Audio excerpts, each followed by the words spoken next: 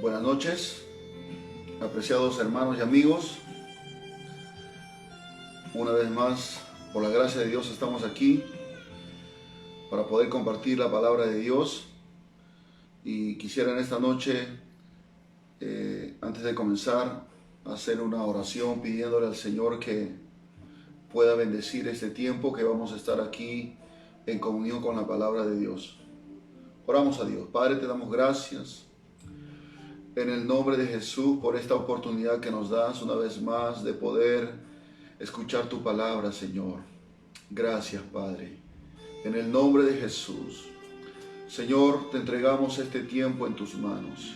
Te pedimos, Padre, antes de todo también, Señor, que perdones todos nuestros pecados, toda cosa que hayamos hecho, que te hayan ofendido, Padre. Perdónanos y limpia nuestro corazón, nuestros pensamientos. Queremos en esta noche escuchar tu palabra, Padre.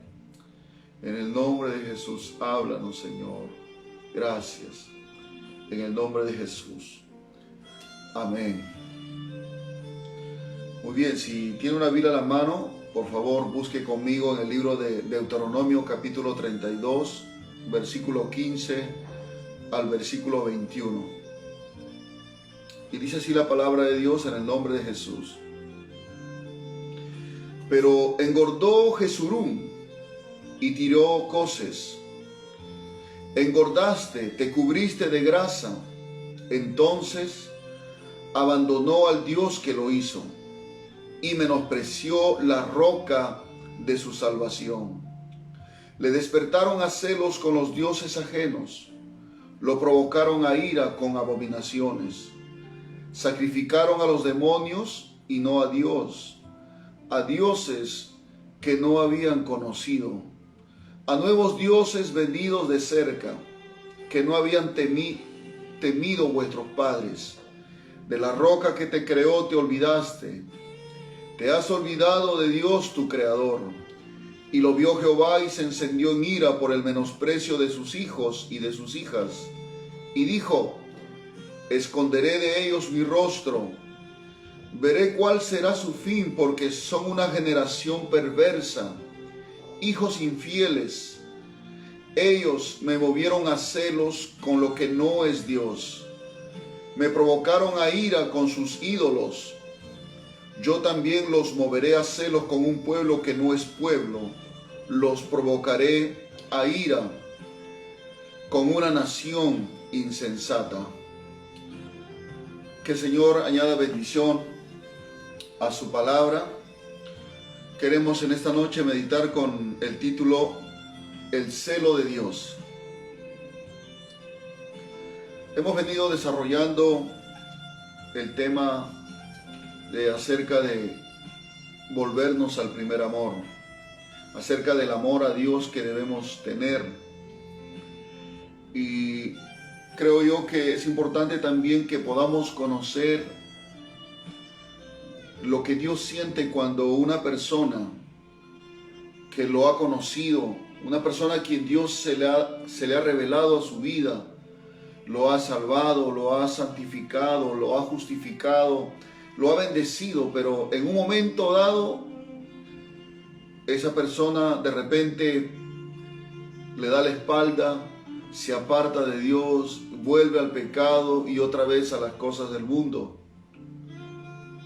Lo mismo sucedió con el pueblo de Israel, el pueblo que Dios hizo de la descendencia de Abraham. Dios le dijo a Abraham que iba a ser una nación grande de su descendencia. Israel, pues, se formó de la descendencia de este hombre llamado el Padre de la Fe. Y vemos claramente que el Señor saca a Israel de la esclavitud de Egipto, que habían estado durante 400 años y un poco más. Dios levantó a Moisés, usó la vida de este hombre para ir delante del faraón y decirle de parte de Dios que deje ir a su pueblo libre. Sabemos la historia que Dios envió plagas, etcétera, y el pueblo de Israel salió libre. Dios tenía el propósito de llevarlos hacia un lugar seguro. a un lugar llamado la tierra de Canaán, la tierra prometida.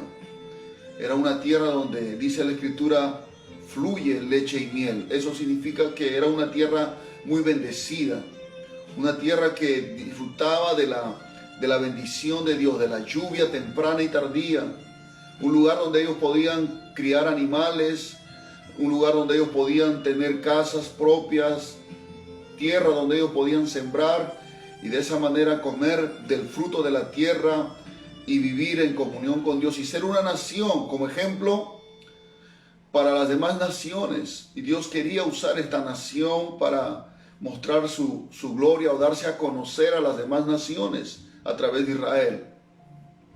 Pero, ¿qué sucedió con este pueblo? Este pueblo, en vez de destruir a sus enemigos y sacarlos de ese lugar de Canaán, el pueblo se mezcló con los pueblos que estaban alrededor.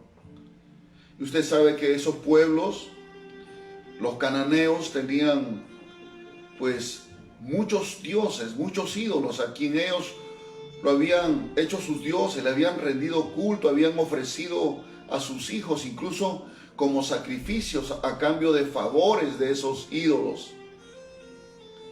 Y entonces ellos se olvidaron de Dios, le dieron la espalda al Señor, se volvieron a los ídolos. Y es por eso que los versos que hemos leído es lo que Dios habla a través de Moisés, de este pueblo, de una manera profética también, de lo que iba a pasar y de lo que pasó aún en el desierto.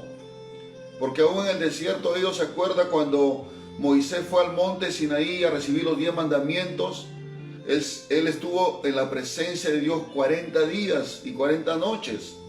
El pueblo estaba abajo del monte esperando a Moisés, pero ellos pensaron que a Moisés le había pasado algo.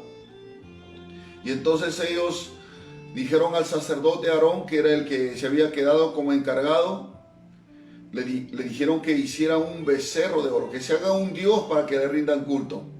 Así que todos dieron como ofrenda oro, y el oro lo pusieron en el fuego. Aarón fue el artífice de eso, y se hizo un becerro de oro, y el pueblo comenzó a adorar a ese becerro, comenzó a rendirle culto, comenzó a hacer celebración, fiesta. Y la Escritura dice también que ellos comenzaron a fornicar ahí. Siempre la idolatría está relacionada con la inmoralidad sexual. Y Dios se enojó con ellos.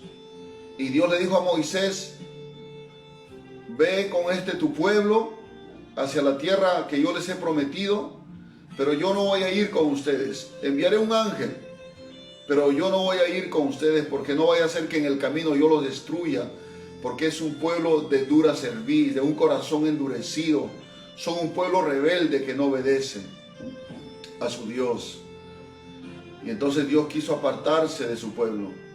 Pero Moisés, que conocía y amaba a Dios, él comenzó a humillarse, levantó una tienda llamado el tabernáculo de reunión. Estaba fuera del campamento del pueblo, y todo aquel que quería buscar a Dios tenía que salir a ese lugar. Y Moisés comenzó a buscar a Dios. Juntamente con el pueblo comenzaron a buscar a Dios. En arrepentimiento, Moisés le pedía al Señor que si su presencia no iba con él, que no lo saque del desierto. Moisés quería o prefería morir en el desierto que entrar a la tierra prometida sin Dios, porque Moisés amaba a Dios con todo su corazón. Y es ahí cuando Dios le dice y le renueva la promesa y le dice: mi presencia irá contigo y te daré descanso. Pero ¿qué es lo que provocó a que la presencia de Dios se quisiera alejar de su pueblo? Es la idolatría, los ídolos. Usted conoce el primer y segundo mandamiento en el libro de Éxodo capítulo 20. Dice claramente: no tendrás dioses ajenos delante de mí. No te harás imagen ni ninguna semejanza de lo que esté arriba en el cielo, abajo en la tierra, ni debajo de las aguas de la tierra. No te inclinarás a ellas ni las honrarás, porque yo soy Jehová tu Dios, fuerte y celoso, que visito la maldad de los padres a los hijos hasta la tercera y cuarta generación de los que me aborrecen. Y hago misericordia a millares y a los que me aman y guardan mis mandamientos.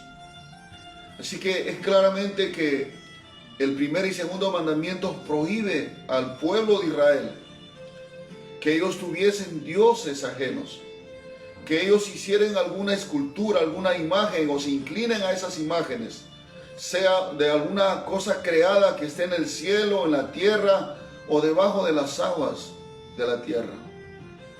Ese fue el primer y segundo mandamiento que Dios anticipadamente les dio a ellos antes de que entraran a la tierra de Canaán. Aunque ellos habían vivido también en un contexto politeísta de la cultura egipcia, los egipcios pues tenían muchos dioses, adoraban a muchas deidades, ¿no? Pero ellos habían observado de repente a los egipcios también. Y Dios, que conoce el corazón del ser humano, pues les anticipó este mandamiento y les dijo claramente que no tengan dioses ajenos, porque hay un solo Dios en el cielo y en la tierra. Su nombre en el Antiguo Testamento era conocido como Jehová, y en el Nuevo Testamento su nombre es Jesús, que significa Jehová el que salva, o Jehová el Salvador, que es el mismo Dios del Antiguo Testamento, es el mismo Dios en el Nuevo Testamento. Ese es el único Dios que existe. Ese es el único Dios a quien el ser humano debe adorar, a quien el ser humano debe inclinarse, rendirle adoración, rendirle honra, rendirle alabanza, rendirle su vida, servir a ese Dios, único Dios verdadero, Jesucristo, no hay otro. Pero ante el desconocimiento de Dios, el desconocimiento de la palabra de Dios, los hombres se han creado muchos dioses, aunque en este tiempo ya no le llaman dioses como en aquellos tiempos del Antiguo Testamento. Hoy en día pues le llaman santos, le llaman vírgenes, le llaman patrones, patronas, etcétera, o señores, ¿no? Como el Señor de Lourdes, el Señor de los Milagros, etcétera. Pero ¿qué hace la gente con esos ídolos? Simplemente le rinde culto, le rinde honra, le rinde veneración, aunque ellos dicen, no, nosotros no lo adoramos, nosotros no le adoramos como a Dios adoramos, nosotros solamente es una representación. Pero claramente el segundo mandamiento dice, no te harás imagen ni ninguna semejanza de lo que hay en el cielo ni en la tierra. No te harás ninguna imagen, no te inclinarás a ellas, ni siquiera las honrarás, porque dice, yo soy Jehová tu Dios, fuerte y celoso. Pero los hombres a través de la historia, como vuelvo a decir, porque no conocen a Dios, no conocen la palabra de Dios, o endurecen su corazón, no quieren aceptar lo que dice la Biblia, entonces siguen con sus costumbres, con sus tradiciones religiosas, siguen hundidos en la idolatría, y eso acarrea más maldición sobre ellos, porque la idolatría provoca celos a Dios, le provoca indignación, le provoca ira al Señor, porque el rendirle culto a un ídolo es rendirle culto a un demonio, o a los demonios que se esconden detrás de esas imágenes, detrás de esas esculturas que son creadas por la imaginación del hombre. No tienen nada que ver con el Dios todopoderoso que hizo el universo, que no hay ninguna escultura, ninguna imagen que se pueda comparar a Él. Es más, ningún hombre ha visto a Dios como para poder imaginárselo en su mente y decir, así es Dios, de esta manera, tiene estos ojos, tiene estos labios, tiene este rostro, tiene esta postura. No, ningún hombre ha visto a Dios ni puede verlo, porque dice, el hombre que viere a Dios muere, porque no puede mirar la grandeza, la santidad, la potencia de ese Dios tan grande, el único Dios que existe, no hay otro Dios. Entonces, el pueblo de Israel dejó de adorar a Dios, dejó de servir a Dios y se fue detrás de los ídolos. Se volvieron idólatras, habiendo conocido a Dios, habiendo visto las maravillas de Dios en Egipto, cuando envió las 10 plagas para los egipcios y a ellos no les tocó la plaga. Ellos vieron cómo el mar Rojo se abrió delante de sus ojos y cómo ellos pasaron por el medio. Pero a pesar de haber visto las grandezas y el poder de Dios, sin embargo, ellos se olvidaron de Dios, le dieron la espalda a Dios y se fueron detrás de los ídolos. Se mezclaron con las costumbres de los pueblos que habían alrededor. Hermanos y amigos, más que una religión, lo que Dios busca es tener una relación con el hombre. Una relación de padre e hijos. Pero también hay otro tipo de relación que es más íntima, al cual el Señor muchas veces hace mención a su pueblo Israel y también lo hace en el Nuevo Testamento. Y es una relación semejante a la relación que un hombre y una mujer hacen en el pacto del santo matrimonio. Es decir, que la relación que Dios quiere o establece cuando Él escoge a un pueblo, a una persona para que le conozca, para que le sirva, para que le siga, para que le obedezca, es una relación como la de un matrimonio. Es un pacto que hace Dios. Eso lo vemos, por ejemplo, en el Antiguo Testamento, en Isaías capítulo 54, versículo 5, dice el Señor a través del profeta, le dice al pueblo de Israel de aquel tiempo, porque ese era el pueblo escogido por Dios, le dice, porque tu marido es tu hacedor, Jehová de los ejércitos es su nombre y tu redentor, el Santo de Israel, Dios de toda la tierra será llamado, porque como a mujer abandonada y triste de espíritu te llamó Jehová, y como a la esposa de la juventud que es repudiada, dijo el Dios tuyo. Es decir, que Dios había tomado esa nación y lo había hecho como su esposa. Lo había traído a una relación más profunda, más íntima con Él, en base al amor que Dios le tenía a ese pueblo. No porque este pueblo sea un pueblo entendido, un pueblo diferente a los demás, no, simplemente porque Dios quiso así. Dios amó a Israel porque vino de la descendencia de su amigo llamado Abraham. Entonces Dios dice, porque tu marido es tu hacedor. Aquí Dios está tomando la posición de un marido para con su esposa. Yo soy tu esposo, yo soy tu esposo, y tú vas a ser mi esposa en una manera simbólica. El profeta está hablando aquí para explicar el tipo de relación que Dios espera de su pueblo Israel. Y en el Nuevo Testamento el mismo principio, el mismo pensamiento, la misma intención de parte de Dios a través del apóstol Pablo lo expresa en el libro de Efesios capítulo 5, verso 25, cuando Pablo habla acerca del matrimonio, pero hace una comparación también con la iglesia y Cristo, cómo debe ser el tipo de relación que debe haber. Dice, maridos, amad a vuestras mujeres. Dice, así como Cristo amó a la iglesia. La iglesia es la esposa de Cristo. Es la amada esposa de Cristo. Vuelvo a leerlo, dice, maridos, amad a vuestras mujeres. Aquí le está hablando, por supuesto, a los hombres, a los que tienen sus esposas. Amen a sus mujeres, ¿no? A su esposa tienen que amar, dice, así, o sea, de la misma manera como Cristo amó a la iglesia y se entregó a sí mismo por ella. Cristo se entregó hasta la muerte. Una entrega que involucró sacrificio. Su vida dio por su iglesia, por usted, por mí, que hemos creído en el Señor Jesucristo, que hemos sido hechos parte de la iglesia del Señor.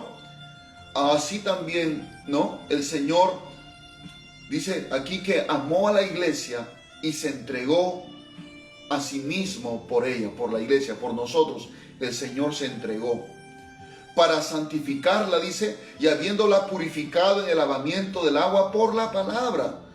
O sea que el Señor, su amor lo expresó de esta manera, entregándose, santificando la iglesia, purificándolo en el lavamiento por la palabra, dice, a fin de presentársela a sí mismo, una iglesia gloriosa que no tuviese mancha, ni arruga, ni cosa semejante, sino que fuese santa y sin mancha.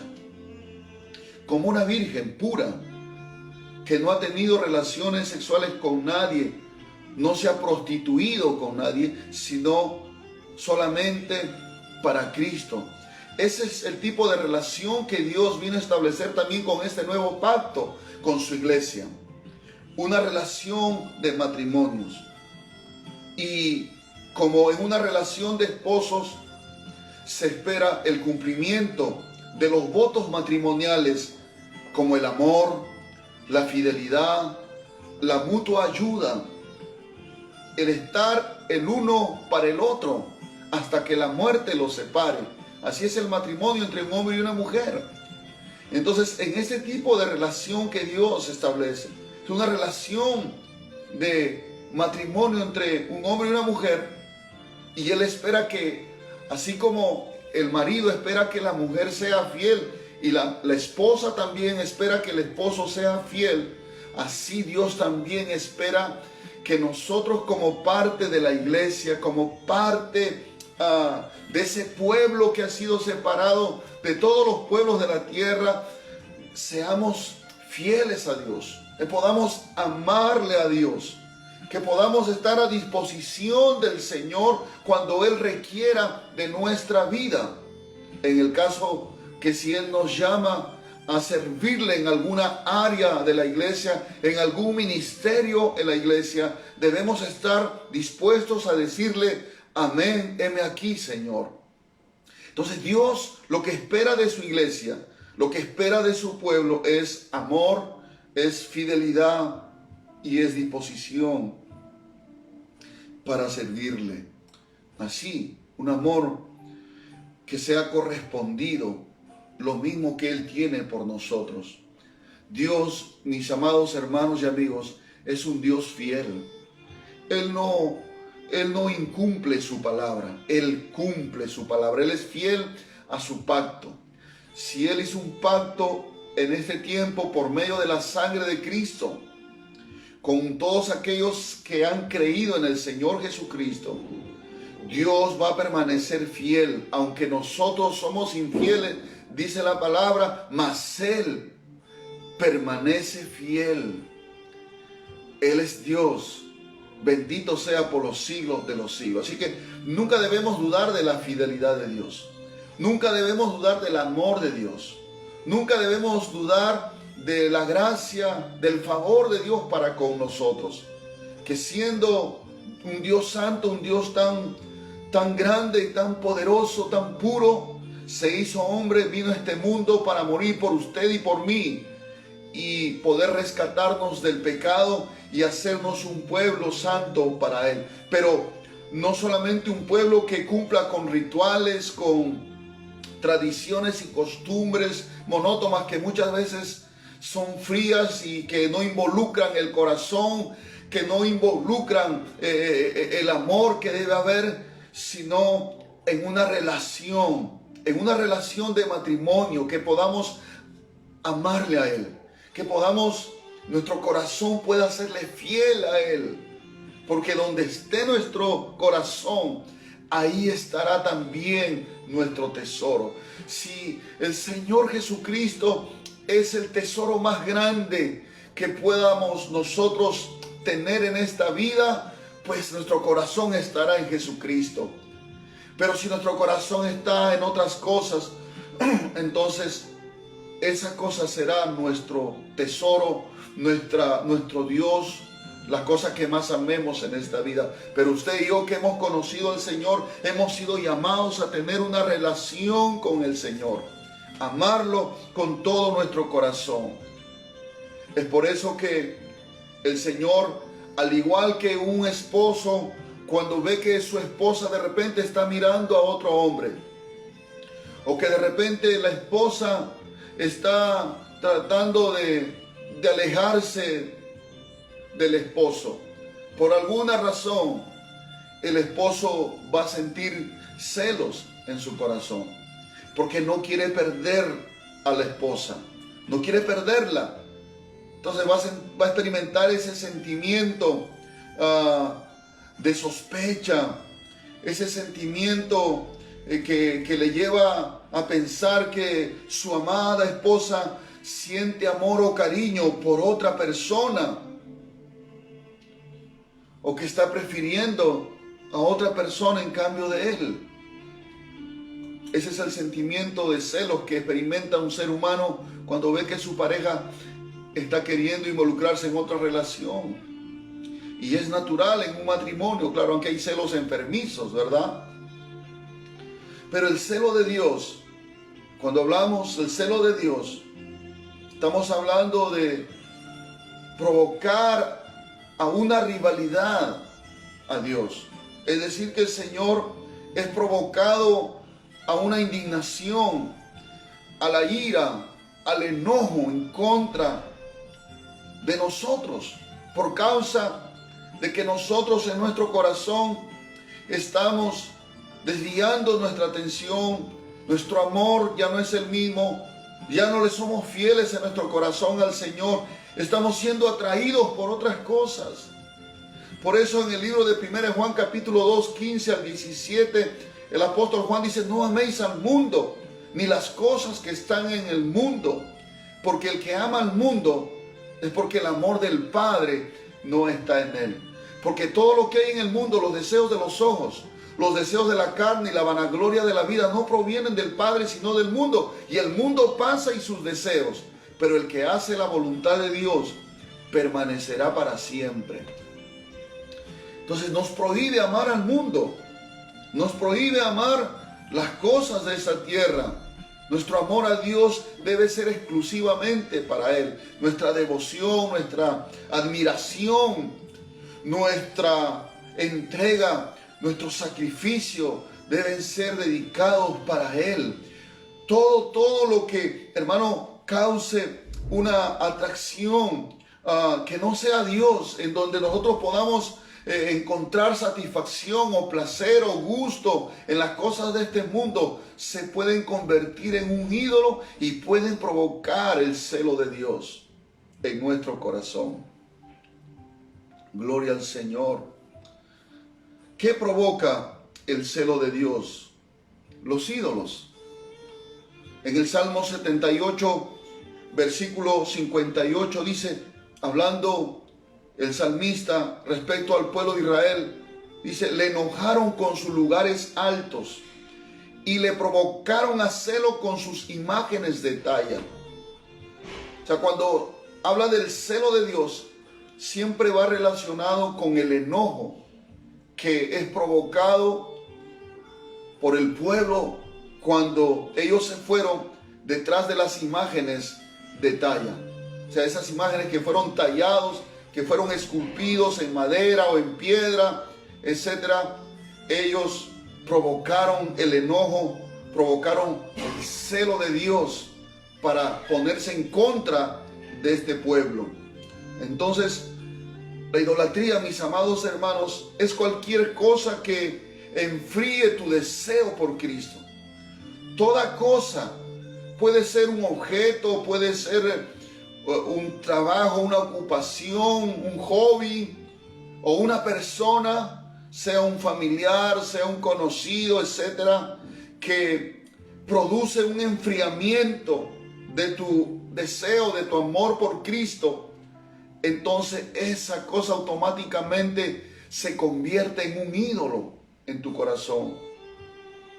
En el libro de Ezequiel vemos, por ejemplo, que cuando el profeta Ezequiel es llevado en el Espíritu para mostrarle Dios a través de una visión lo que estaba sucediendo en el templo, en la ciudad de Jerusalén. Cuando el pueblo, en el mismo templo, mis amados hermanos, habían edificado un ídolo, lo habían puesto ahí en el mismo templo que estaba dedicado a Dios. Adentro mismo estaba un ídolo, una imagen, el dios Tammuz, que era un dios que se le atribuía que había resucitado. Era un dios que traía la lluvia, estaba relacionado con la agricultura, es decir, que ellos le atribuían la lluvia ya no al Dios de los cielos, que es el dueño de todas las cosas, el que envía la lluvia, el Dios verdadero Jehová, sino que le estaban atribuyendo la lluvia a este Dios llamado Tammuz, que era un Dios de un pueblo pagano, por supuesto. Y cuando le rendían culto, tanto los hombres como las mujeres, no solamente hacían fiestas, hacían comidas, sino también había prácticas de inmoralidad sexual. Habían incluso mujeres que estaban dedicadas a ofrecer sus cuerpos a la prostitución como una forma de rendirle culto a este ídolo. Se da cuenta que siempre la idolatría está relacionada con la inmoralidad sexual. Lo mismo pasa en este tiempo cuando la gente celebra una fiesta patronal. ¿Qué hay? Ahí hacen su misa, termina la misa, luego se van al local donde quieren hacer la fiesta y a veces hasta el mismo párroco está presente en esa fiesta. ¿Qué cosa hay en esa fiesta? Hay música mundana, pues, que exalta el pecado. ¿Qué más? Hay cerveza, hay borrachera, y ahí está también la inmoralidad sexual y todas estas cosas. Ahí no está Dios, porque esos ídolos no son Dios. Y lo mismo pasaba en aquel tiempo. Había llegado tanto la idolatría al pueblo de Israel que habían permitido de que un ídolo estuviese dentro del templo de Dios, hermanos. Pero aún la gloria de Dios estaba ahí. Dice en Ezequiel 8:3, y aquella figura extendió la mano y me tomó por las quedejas de mi cabeza, y el Espíritu me alzó entre el cielo y la tierra y me llevó en visiones de Dios a Jerusalén, a la entrada a la puerta de adentro que mira hacia el norte, donde estaba la habitación de la imagen del celo, la que provoca celos. Esa imagen estaba dentro del templo, y la gloria de Dios, que es la presencia de Dios, también estaba dentro del templo. Y Dios sentía un celo, una indignación, una ira, porque esa imagen no era para que esté en ese lugar, porque ese lugar era un lugar exclusivo para Dios. Como hoy en día nuestro cuerpo, hermano, nuestro corazón es templo del Dios viviente. Dios vive dentro de nosotros y tenemos que tener cuidado de no tener ídolos dentro de nosotros para no provocar a celos a Dios, para que su presencia no se contriste, no se aparte de nosotros, porque si nosotros, hermano, permitimos los ídolos en nuestro corazón, la presencia de Dios se va a alejar, el Espíritu de Dios se va a contristar, se va a apagar, y va a afectar nuestra vida espiritual. Vamos a perder la fuerza espiritual. Vamos a perder ese poder que el Espíritu Santo nos da para vencer el pecado, para someter a las tinieblas bajo nuestros pies. Vamos a tener que perder esa fuerza que tenemos por el Espíritu Santo para consagrarnos o para decir no a la tentación, porque hay ídolos tal vez dentro de nosotros. Y aquel tiempo había también ídolos, pero dentro del templo que ellos habían construido ahí en Jerusalén, que era un templo físico muy hermoso que había construido Salomón. Pero ahí el Señor a través del profeta dice la imagen del celo, la que provoca a celos. ¿A quién provoca celo? A Dios.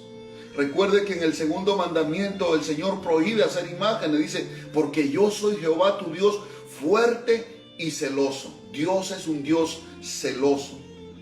Claro, no es ese celo enfermizo que el ser humano muchas veces tiene.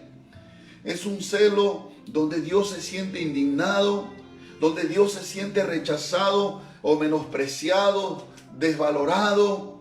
Hermanos, porque nosotros hemos dado lugar a otros dioses, entre comillas, aunque no son dioses, pero han tomado el lugar de Dios en nuestro corazón. Dios es un Dios celoso. En el pasaje que hemos leído en Deuteronomio capítulo 32, versículo 15 al 21, que hemos leído al principio como base textual para nuestro tema, vemos 4 síntomas que producen los ídolos en el corazón de una persona.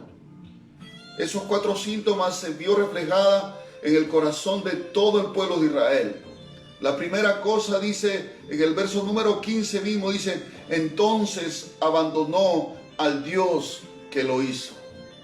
Aquí vemos el primer síntoma, que cuando un ídolo ha entrado a nuestro corazón porque lo hemos permitido, o tal vez no hemos tenido el discernimiento para evitar que tome el lugar de Dios en nuestro corazón, y por engaño de Satanás se metió a nuestro corazón y hay un ídolo ahí dentro de nosotros y no nos damos cuenta. Uno de los síntomas es que vamos a comenzar a abandonar a Dios. Israel había llegado a la tierra prometida, Dios los había bendecido, les había dado territorio, tierra donde ellos podían sembrar, enviaba la lluvia, les había dado casas que ellos no habían construido. Ellos tenían abundancia de cosechas, y dice que ellos engordaron y dieron cosas, es decir, comenzaron a resistir a Dios. Dios les hablaba, Dios les enviaba profetas, pero ellos, en vez de humillarse, en vez de reconocer a Dios, en vez de darle la razón a la palabra que Dios enviaba por medio del profeta, ellos contendían, ellos se resistían, no querían obedecer, y entonces dice que abandonaron a Dios. Porque ellos comenzaron a mirar las costumbres de los pueblos, de cómo celebraban a sus dioses, y al Dios de Israel no celebraban de esta manera, porque allá cuando celebraban a sus dioses había borrachera, había, hermanos, inmoralidad sexual, había sexo ilícito ahí, y entonces eso atraía a su carne, a los deseos de su carne, y ellos querían satisfacer los deseos de su carne, porque eso es lo que producen los ídolos en el corazón de una persona. Y el pueblo de Israel comenzó a abandonar a Dios, y cuando habla de abandonar significa que comenzaron a dejar de tener interés por la presencia de Dios. Es lo mismo que dice en Apocalipsis capítulo 2, cuando el Señor le escribe una carta a la iglesia de Éfeso. Has hecho muchas cosas, has trabajado, dice, he visto tu paciencia, tu arduo trabajo, pero tengo algo contra ti. Has dejado tu primer amor, has abandonado a Dios. Es lo mismo. ¿Por qué una mujer o un hombre puede pedirle divorcio a su marido en caso de una mujer? Puede ser porque está mirando a otro hombre. ¿O porque un hombre quiere separarse de su esposa? Puede ser porque está mirando a otra mujer. Hay otra mujer que le está trayendo. Hay otra mujer que está conquistando su corazón. Y es por eso que quiere abandonar. Usted ve muchos casos, ha oído, escuchado de casos de hombres o mujeres que por causa de una aventura, de una relación, de un amorío, o de una atracción que sintió por otra persona, hermano, abandonaron su hogar, sus hijos, su esposo, sin tener sentimientos en su corazón, porque eso es lo que hace el pecado, endurece el corazón. Y el pueblo de Israel también hizo lo mismo, abandonaron a Dios. Es como decir, rompieron el pacto que tenían con Dios. Entonces, el primer síntoma es que la persona que tiene un ídolo en su corazón es que abandonan a Dios. Los jóvenes, los niños que conocieron a Dios un día, hoy le dan la espalda a Dios porque hay otras cosas del mundo, como puede ser los juegos que hay en internet, las redes sociales, las cosas del mundo, las fiestas, los amigos que nos invitan de repente a una fiesta, a un momento de diversión, y entonces dicen, no, yo ¿para qué voy a estar en la iglesia? En la iglesia no me permiten hacer esas cosas. A mí me gusta el mundo, las cosas del mundo, me gusta la música del mundo, me gusta el baile, me gusta la cerveza, me gusta estar con mis amigos. Entonces le dan la espalda a Dios, se vuelven atrás, abandonan al Dios que los salvó, al Dios que los bendice, al Dios que les da la vida, abandonan a Dios. Y ese es un síntoma que la persona comienza a sentir un desinterés por la presencia. Ya no le importa a Dios, no le importan las cosas de Dios, ya no hay interés en su corazón, porque ese ídolo está tomando lugar en su corazón. El otro síntoma es, en el mismo versículo 15, en la segunda parte dice, y menospreció la roca de su salvación. El menosprecio hacia Dios y hacia las cosas de Dios. Y cuando hablamos de menosprecio, estamos hablando de darle menor valor o importancia al que se merece nuestro Dios. Cuán importante es que nosotros sepamos, hermano, que tenemos un tesoro en vasos de barro, como dice Pablo en la carta a los Corintios. Ese tesoro es el Espíritu Santo en nuestros corazones. Esos vasos de barro somos nosotros. A Dios le ha placido hacer que su Santo Espíritu viva dentro de nosotros. Eso es algo maravilloso, eso es algo precioso. Antes Dios habitó en el paraíso con Adán y Eva. Ellos pecaron, fueron echados de la presencia de Dios. Dios buscó luego a Noé. Noé caminó con Dios, con la presencia de Dios. Abraham también fue levantado por Dios. Dios caminó con Noé, era su amigo con Abraham, dice la Biblia. Y luego Dios, cuando forma la nación de Israel, le dice que construye un tabernáculo para que la presencia de Dios viva con ellos en medio del pueblo, para que Dios camine y viva con ellos. Es que Dios siempre ha querido que su presencia, hermano, siempre acompañe a su pueblo. Pero el pueblo tuvo que aprender a valorar a ese Dios tan maravilloso, pero tristemente no aprendieron a valorarlo, lo menospreciaron. No le dieron el valor ni el lugar que Dios se merece en sus vidas. Es por eso que cuando, vuelvo a repetir, Moisés se demoró en el monte Sinaí, lo primero que ellos hicieron es hacerse un ídolo y comenzaron a hacer fiesta y a decir que ese ídolo lo había sacado a ellos de la esclavitud de Egipto.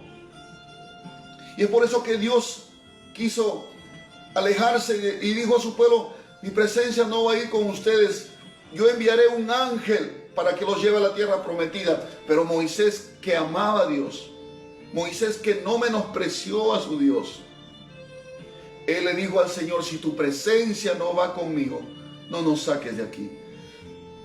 Moisés amaba más a Dios que a la tierra prometida. Amaba más a Dios que las bendiciones que Él le podía dar. Amaba más a Dios que las cosas materiales que Él podía tener allí en la tierra prometida. Su corazón de Moisés estaba en Dios, era fiel a Dios.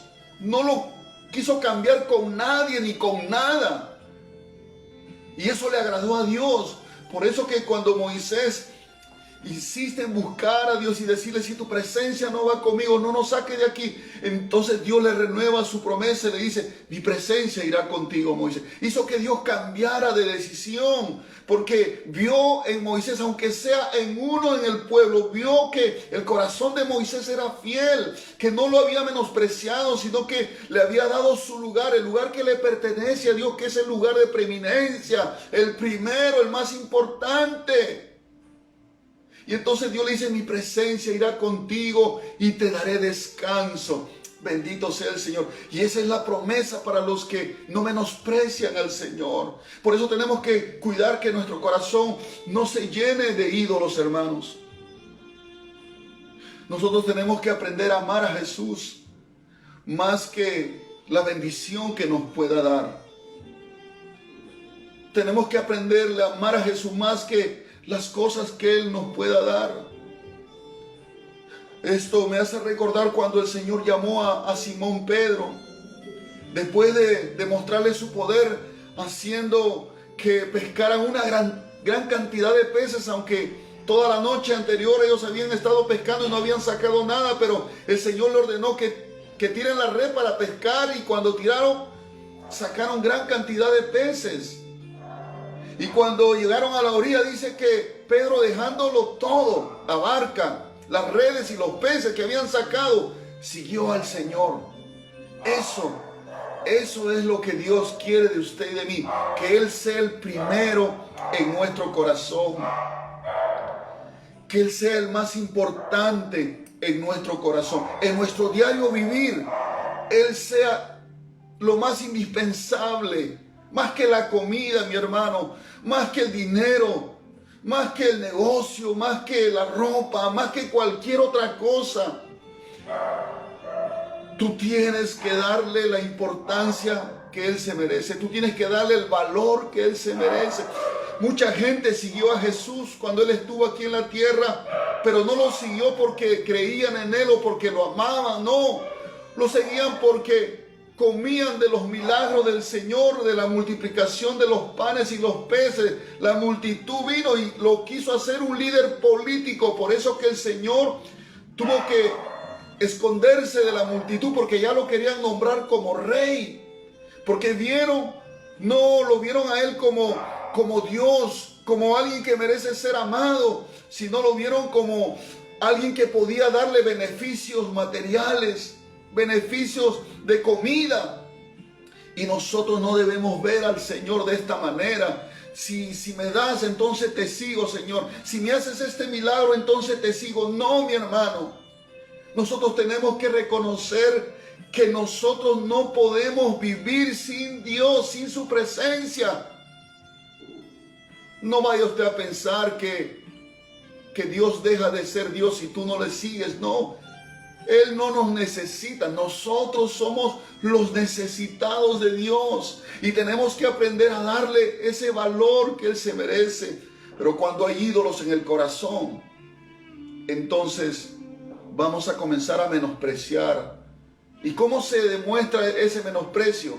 Ya no oramos, ya no pasamos tiempo en oración con Él, ya no anhelamos su presencia, ya no pasamos tiempo con su palabra, ya no predicamos el evangelio, no compartimos nuestra fe, tenemos vergüenza de Él, nos avergonzamos de decir que somos cristianos. Pablo dice, yo no me avergüenzo del evangelio porque es poder de Dios para salvación a todo aquel que cree. No tenemos por qué avergonzarnos. Entonces comenzamos, hermanos, a menospreciar. Cuando hay ídolos en el corazón, comenzamos a menospreciar a Dios, a no darle ese valor que Él se merece en nuestro diario vivir. Yo le pregunto, ¿qué es lo primero que usted hace al levantarse? Eso determina verdaderamente quién o qué ocupa el primer lugar en tu agenda diaria. Pero para una persona que su corazón es fiel a Dios, una persona que ama al Señor, que no hay ídolos en su corazón, que no lo quiere cambiar con nadie ni con nada, lo primero que hará es lo mismo que Jesús hacía: levantarse muy de mañana para presentarse delante del Padre en oración, en adoración, en búsqueda de su presencia, porque Él es su pan, Él es su aire, su aliento de vida, Él es su agua de vida. Ese es el Dios al cual usted y yo tenemos la dicha de poder escuchar su palabra y haberlo conocido. Entonces, el segundo síntoma de un corazón donde hay ídolos es el menosprecio. La tercera o el tercer síntoma en un corazón que está siendo engañado por un ídolo es el olvido. Dice en el verso 18 de Deuteronomio 32, estamos viendo: de la roca que te creó te olvidaste. Te has olvidado de Dios, tu creador. El pueblo de Israel, el pueblo que vio los milagros, las hazañas de ese Dios tan poderoso, terminaron olvidándose de Dios. ¿Por qué se olvidaron? Porque se fueron detrás de los ídolos. Se olvidaron de Dios y de las cosas que Dios había hecho a favor de ellos. Bendito sea el Señor. Es decir, que ellos en su mente ya no lo tenían presente a Dios. Perdóname, pero yo no puedo vivir sin pensar en Él todos los días. Desde que me levanto, todo mi mundo gira alrededor de Él. Todo lo que yo hago, la relación con mi esposa, la relación con mis hijos, la relación con mi trabajo, cuando voy a ver el negocio que tengo. En todo está Dios presente, en todo. Cuando estoy en la calle, cuando a veces voy al mercado o voy a algún lugar a hacer un trámite, un documento, Dios está presente en mi mente. Dios está ahí presente, lo tengo presente en mi mente. Bendito sea el Señor. Cuando estoy manejando, Dios está presente.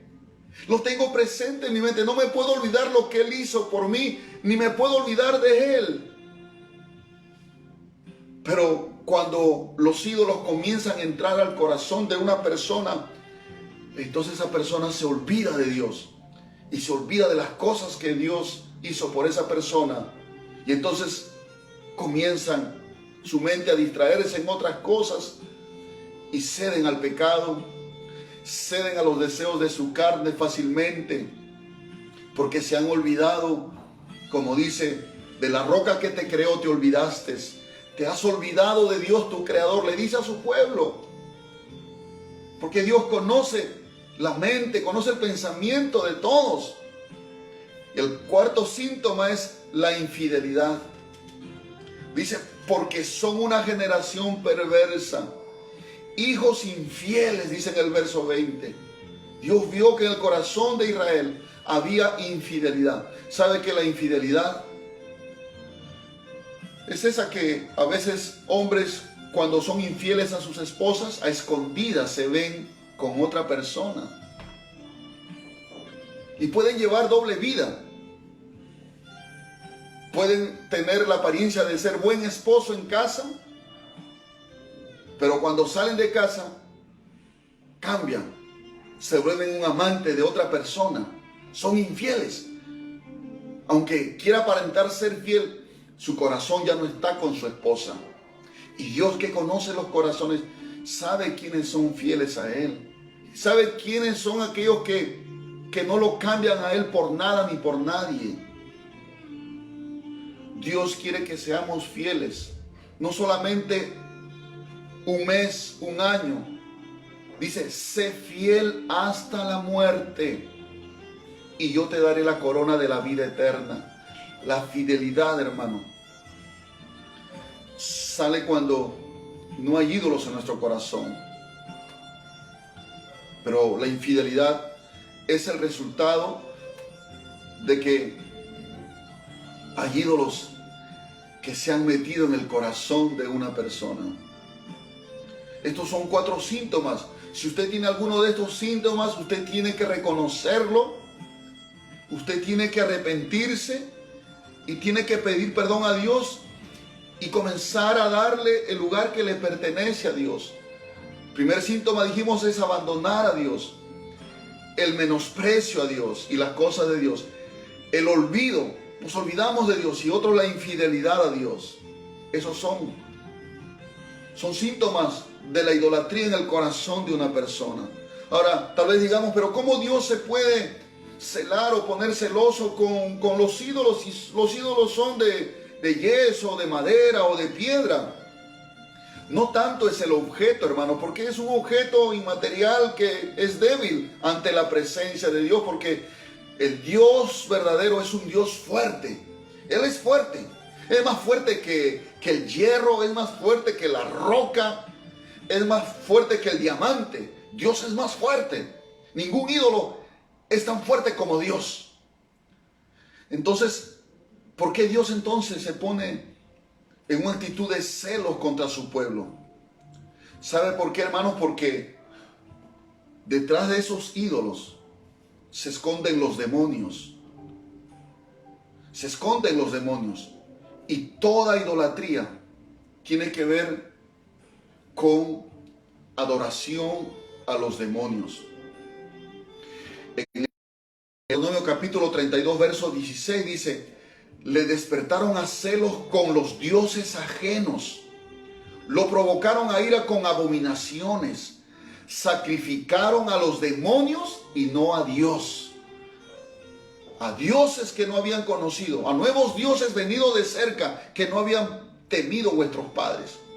Dice claramente ahí que sacrificaron a los demonios y no a Dios. Es decir, cuando esa gente adoraba a esos ídolos creyendo que era Dios, no estaban adorando a Dios, sino a los demonios, que son seres espirituales, que son seres reales, que se aprovechan de la ignorancia, se aprovechan del descuido, se aprovechan de la infidelidad, de la inestabilidad que hay en el corazón de muchas personas que han proclamado, confesado a Jesús como su Señor.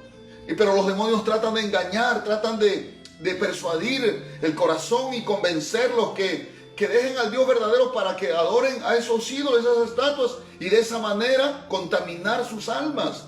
Porque eso es lo que dice en Deuteronomio, que cuando una persona rinde culto a esos ídolos, está contaminando su alma, se está corrompiendo su alma, se está prostituyendo espiritualmente. Y en 1 Corintios capítulo 10, verso 19 al 21 dice: ¿qué digo pues? ¿Que el ídolo es algo o que sea algo lo que se sacrifica a los ídolos? Antes digo que lo que los gentiles sacrifican, a los demonios los sacrifican y no a Dios.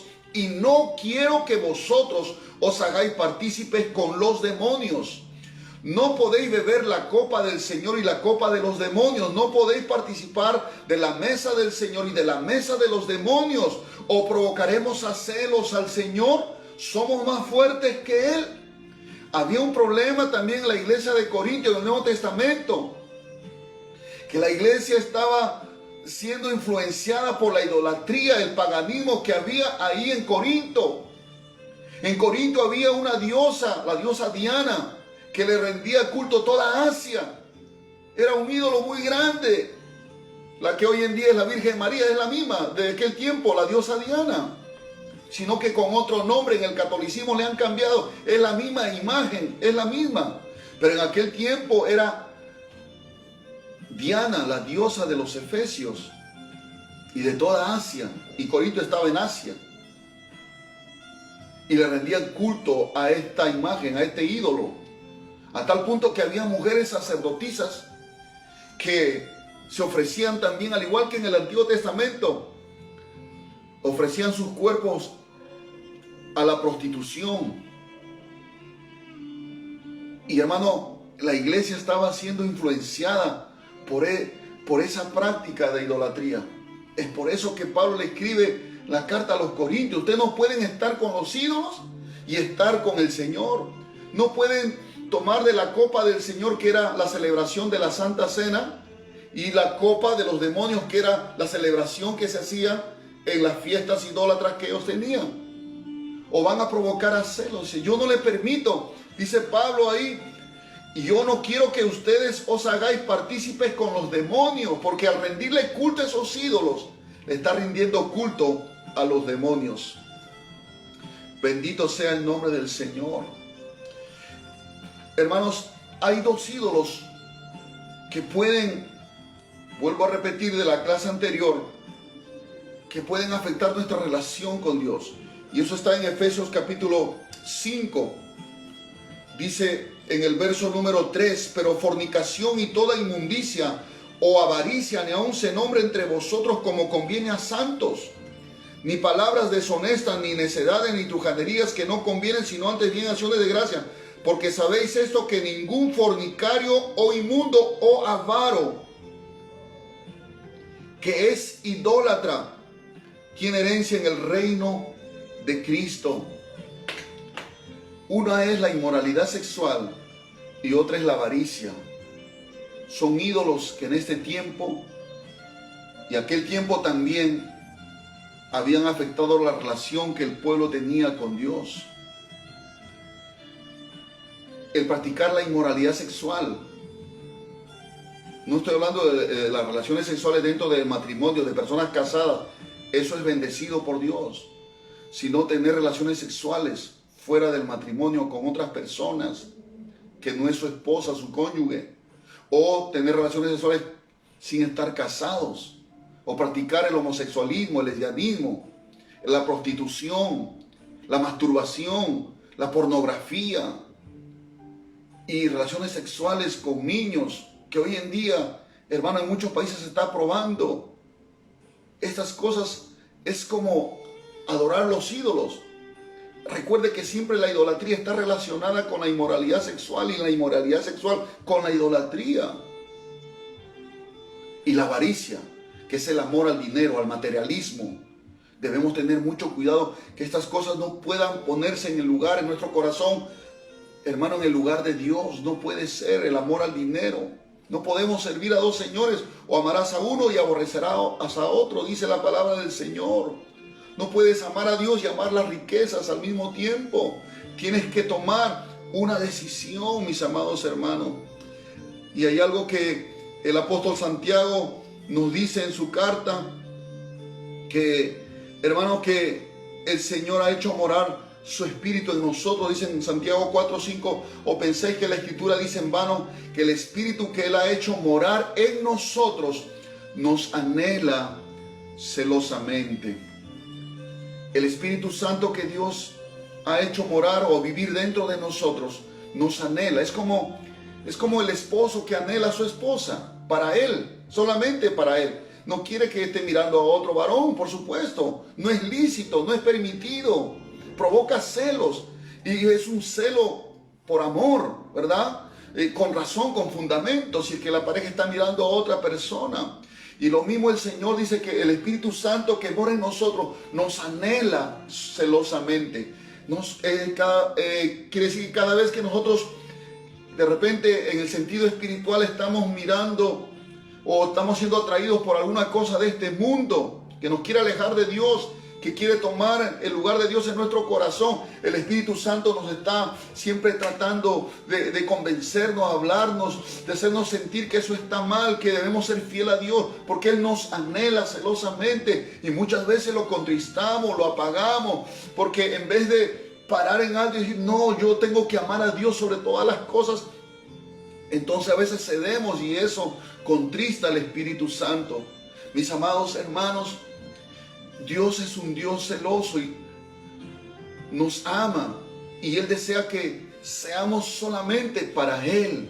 Y no es que Dios esté falto de una autoestima y que se siente solo, no, sino que Dios nos creó con amor, por amor y para ser amados y para que nosotros también lo podamos amar y vivamos en una relación de amor, hermanos. Porque el amor lo cambia todo, el amor transforma, el amor lo es todo. Dios es amor. Y Dios quiere que compartamos de esa misma naturaleza, que el amor que Él ha derramado en nuestros corazones por medio de su Espíritu, ahora vuelva a Él en correspondencia a lo que Él ha hecho por nosotros, en gratitud, hermano, de lo que Él ha hecho por nosotros. ¿Y qué es lo que Él ha hecho por nosotros? Nos ha salvado de una condenación segura en el infierno, por medio de la muerte de Jesucristo. Nos ha colocado como parte de su pueblo, nos ha hecho un pacto con nosotros. Nos ha dado su Espíritu, mis amados hermanos. Nos guarda con su amor, con su poder. Nos guarda todos los días. Nos ha hecho conocer su voluntad a través de su palabra. Y nos ha prometido una herencia en los cielos, la vida eterna. ¿Qué más podemos pedir, hermanos? Así que en gratitud debemos demostrarle nuestro amor, nuestra fidelidad y no provocar a celos a Dios. Porque el celo de Dios, hermano, no es igual al celo que un hombre puede sentir por el amor de su mujer. El celo de Dios siempre está relacionado con una indignación, con un enojo, con una ira, porque Él es Dios y Él es digno. Porque Él es Dios, Él es digno de ser adorado, solamente Él. Él es digno de ser admirado, de ser amado, de ser servido. Él solo es digno. Y si nosotros, siendo indignos, fuimos salvados por gracia y hechos parte de su pueblo, lo mínimo que podemos hacer es amarle a Él, rendirle nuestra vida, nuestro corazón a Él, serle fiel en nuestro corazón, no cambiarlo ni dejarlo por nada ni por nadie, que nuestro amor a Él esté por encima, aunque otros se aparten, aunque tú veas que otros cristianos que un día estuvieron en la iglesia no están, pero tú no digas, mira cómo ellos se van, no, tú di, yo voy a ser fiel a mi Señor hasta la muerte, yo voy a seguirle. pase lo que pase, si tengo que comer o no tenga que comer, si tenga que vestir o no tenga que vestir, yo amo a mi Señor, yo voy a serle fiel a mi Señor, yo no voy a dejarlo por un plato de lenteja, yo voy a amarlo hasta la muerte. Esa clase de amor Dios está buscando, esa clase de creyentes Dios está buscando, que no sean, hermanos, que a la menor situación difícil que se presente, como Israel quería volverse a Egipto. Cuando en el desierto, hermanos, se presentaba una situación, ellos querían volverse a Egipto. Y hay muchos creyentes en este tiempo que cuando tienen un problema o una dificultad o le piden algo a Dios y Dios de repente no les da o de repente demora en responderle, no porque Él demore, sino que Él sabe en qué momento va a responder, o tal vez no quiere responder porque Él conoce nuestro corazón. Muchas personas dicen, entonces me vuelvo al mundo, ¿para qué voy a estar en el mundo? O porque Dios no le da lo que ellos quieren, sus caprichos, entonces le dan la espalda a Dios. Son infieles porque hay ídolos en su corazón. Pero Dios quiera que nosotros no provoquemos a celos a nuestro Dios. Amémosle con todo nuestro corazón, con toda nuestra mente, con toda nuestra alma y con todas nuestras fuerzas. Porque el Dios al cual servimos es un Dios fuerte y celoso.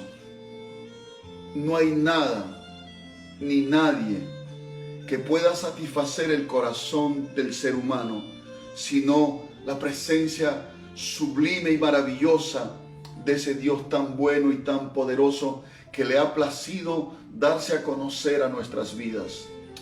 Bendigo a Dios en esta noche y bendigo a cada uno de ustedes que han escuchado esta palabra, que sus corazones sean fieles a Dios.